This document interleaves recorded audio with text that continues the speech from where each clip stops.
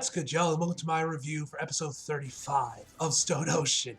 And this might be my new favorite episode of part 6. I know I mentioned with the Father Pucci episode when we got his origin that I thought, this is the best episode of the series. This is like a part 4 quality episode. I said all that once this episode, I'm like, I think I like this one more.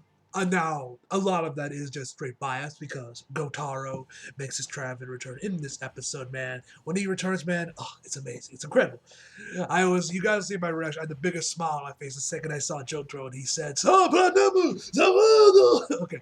Well, this is the Japanese anyway. But yeah, you guys are going to watch with the dub. But yeah, when I saw him use the world, I was like, yes, finally. My GOAT has returned, man. Oh my god, it was amazing. And yeah, looks like Father Pucci's about to unleash his ultimate form as well. But anyway, man, let's just jump right into the actual episode. So we start the episode off with Father Pucci as he's rushing towards to where Jolene is. And first thing I gotta mention, and if you guys have watched my other reviews for other series, I know I've mentioned this. I might have even mentioned this previously in other JoJo reviews, but you guys know how I hate like the anime girl walk where they have like their hands up to like their chest and they're like moving their arms side to side. I've always hated that walk, but one thing I've always found funny about JoJo is that it's like the inverse of that, because in JoJo, everybody, man, woman, whoever, they all run like track stars. Which is something I've always found funny about JoJo, that everyone runs like a track star. That's just something I have always found kind of humorous about JoJo, is that everyone runs like track stars. Anyway, as he's rushing towards where Jolene is, he's wondering how she's still alive. He's like, no, I definitely hit her and turned her inside out. As he like hits like this random globe that was on the way there, and I'm like, yeah, fuck that globe, man. And when the globe turned inside out, it looked pretty cool as well. So as he's going through the area trying to figure out where Jolene is, he passes by a bunch of people that were affected by his gravity ability, and then there's this one guy on top of like the ceiling of like the visitor center that's like, please help me. I think my hip's broken. I don't know what exactly he said, because honestly, from the dub anyway, it sounded like he said hippo, honestly. But I think he was talking like maybe that his hip was messed up or something. And then, I love Father Pucci when this dude's asking for help. He doesn't even reply. He just walks away. Which I just thought was funny. He just walks away from this guy and doesn't even like acknowledge him. Does not even say, no, fuck you, nothing. He just walks away from him. I just thought it sounded funny. So, as he's walking by, he sees some of Jolene's clothing. He's seeing some of Jolene's clothing on some broken glass. So it's obvious that she was around this area. And as he's kind of doing this, he says, and to the fool behind me, I suggest you not move another step, and do not pursue me anymore. And then boom, we see Anastasia chilling on the wall behind him like he's fucking Spider-Man, ready to pounce on him. And then Father Pucci here, man. Like, bro, like I already mentioned how the man was kind of savage with the random guy that asked for help they didn't even acknowledge. But bro, man, straight savage here with Anastasia, where he tells him he tells him that he does not see him even as a threat. You can do me no harm, man. Which I'm like, damn, savage Father Pucci. So Anastasia goes after him. You have Seamoon goes for an uppercut, taking out Anastasia, but it's revealed that that person he thought was Anastasia was just a random civilian that was switched into Anastasia. So then we see the real Anastasia is chilling out into the shadows in the bathroom behind him, telling him that he can use Diver Drive to manipulate his bone structure to look like him.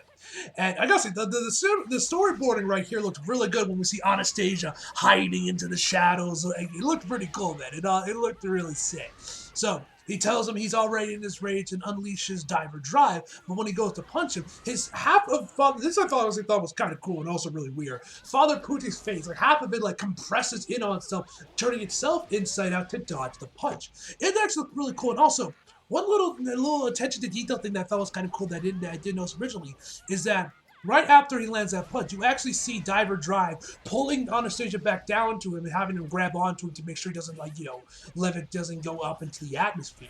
I thought that was really cool from their productions to actually add the little detail of Diver Drive, making sure Anastasia doesn't stray too far off. Man, I thought that was cool. That was a nice little touch I didn't notice originally, but yeah, that's really cool, man. Oh, and one other thing I loved about the scene was I also loved the OST here. They had like this little like guitar of like a dun dun dun dun dun. It sounded really cool, man. Like I mentioned the OST last week's episode, but yo, the OST here was also really good. That little guitar riff they were playing during the scene, I loved. I don't know if the full OST for Part 6 has been released on Spotify yet. I don't think it has been, but yeah, that little guitar riff they were playing right here, loved that. I loved that. I loved it. Anyway, then Father Pucci tells her, your significance is less than even some calm, as he bounced around Buddha's hand.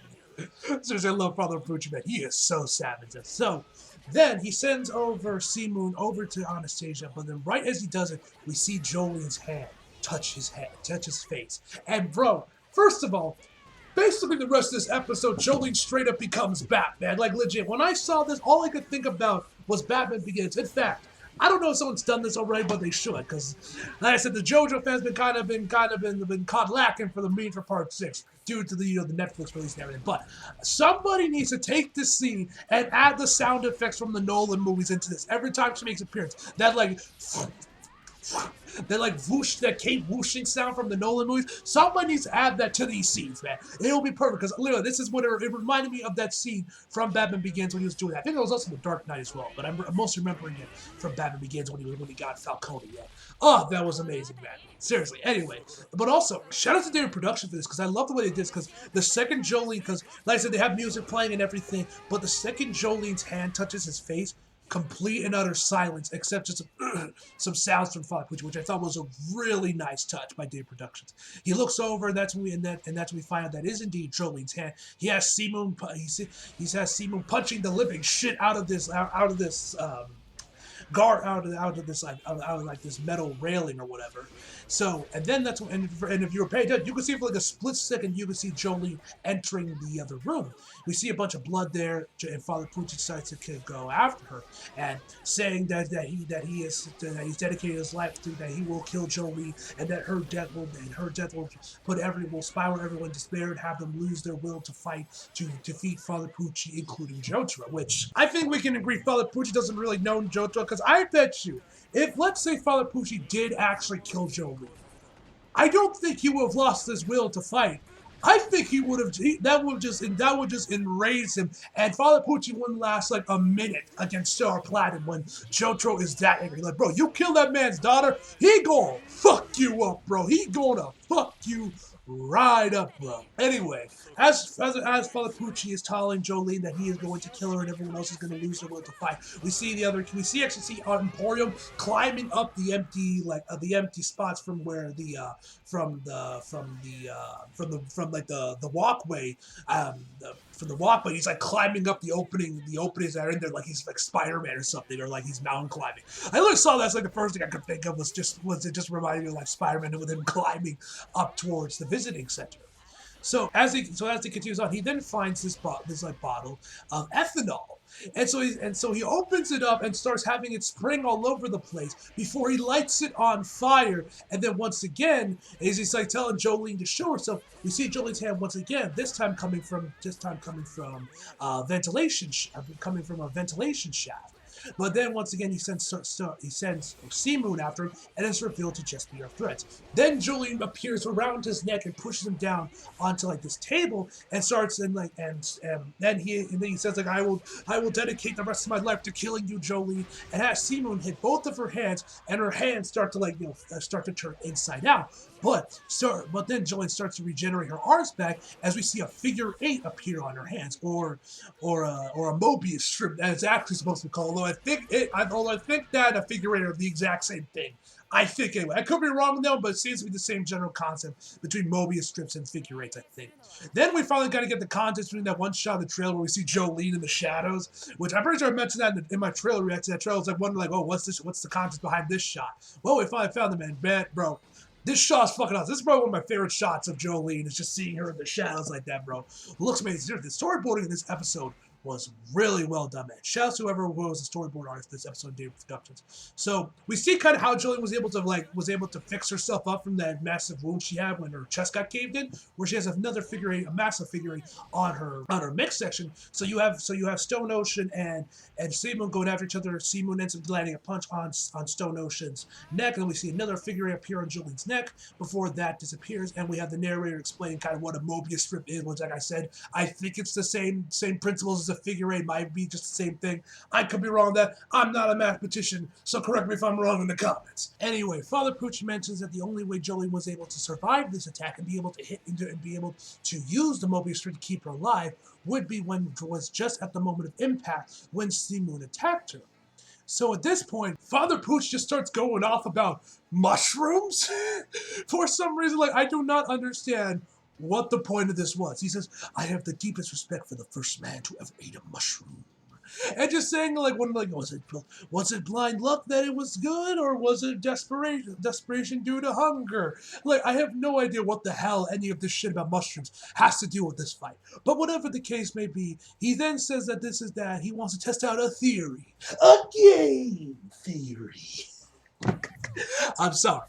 I had to do the joke. I had to do it. I had to say the thing, man. But he wants to test out if he managed to land an attack on Jolene's head, would she still be able to live, or would that be the killing blow, or not even a Mobius strip would even be able to fix her? So he continues on the onslaught on Jolene. She manages to block his attacks, but Sea Moon ends up landing a couple blows on Jolene, and then after that we see multiple figure eights appear all over her body before most of her body parts regenerate, except of course the giant one by her midsection. After that, he then just starts circling around her, just walking around the ceiling and jumping to like the windows, saying that he's just biding his time, waiting for the perfect moment to strike Jolene. As we see him move around, the gravity in the environment shifts as we see objects move all over the place, since his feet is wherever the center of gravity is. And then eventually, as he continues on talking to Jolene, how he's just waiting for the right moment, and that to where he will get his victory.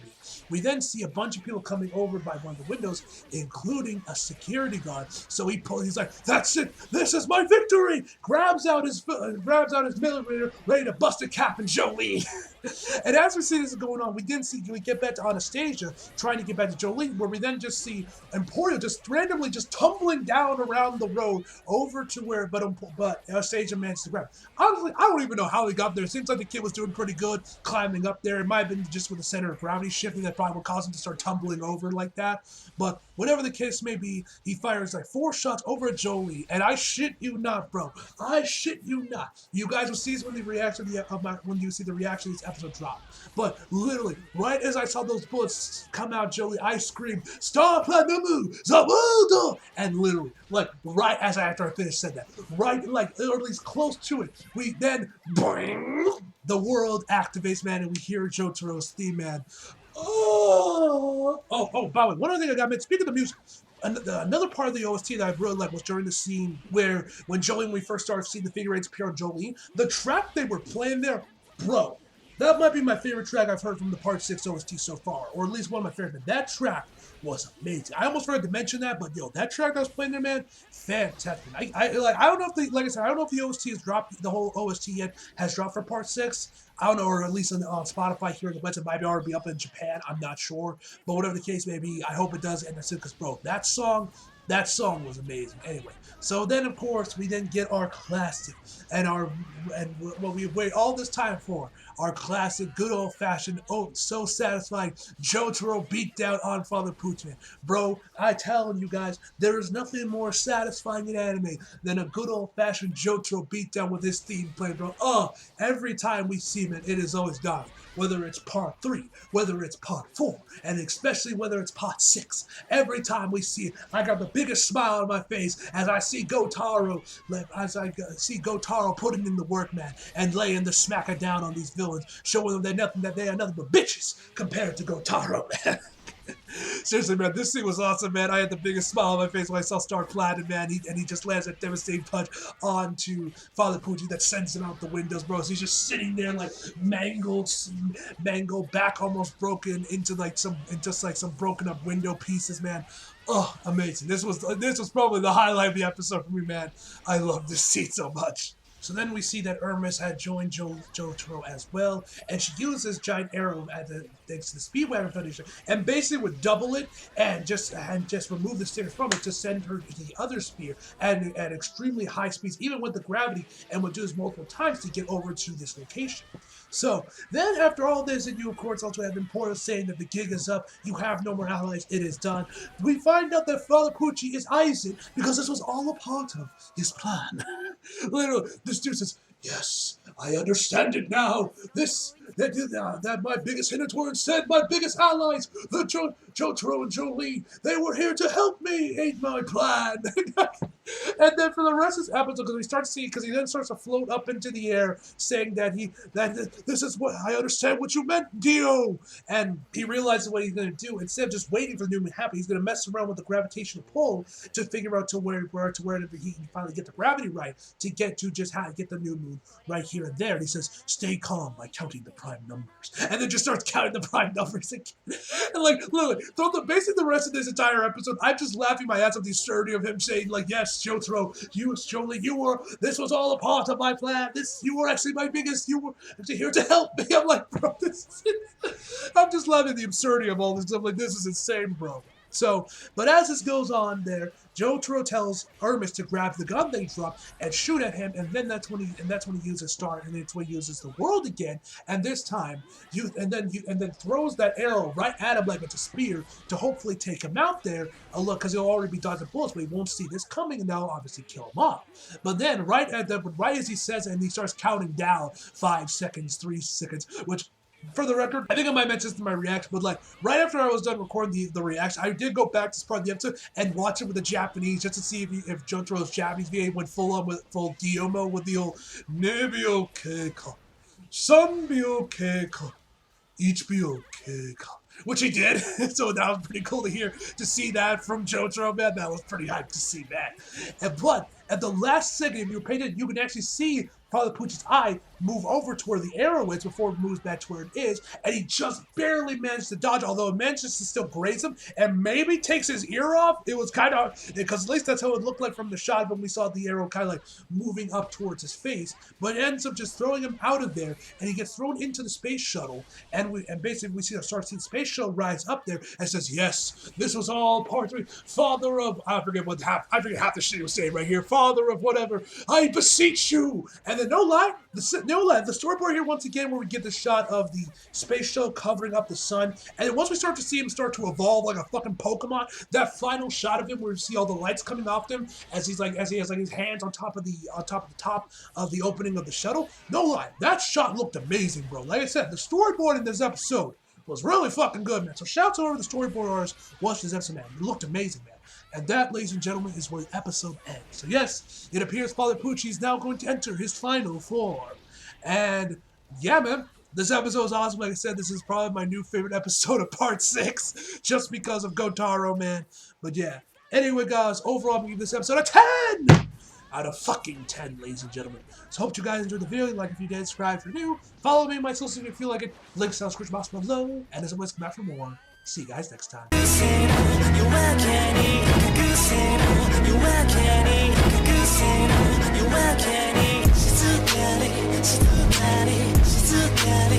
You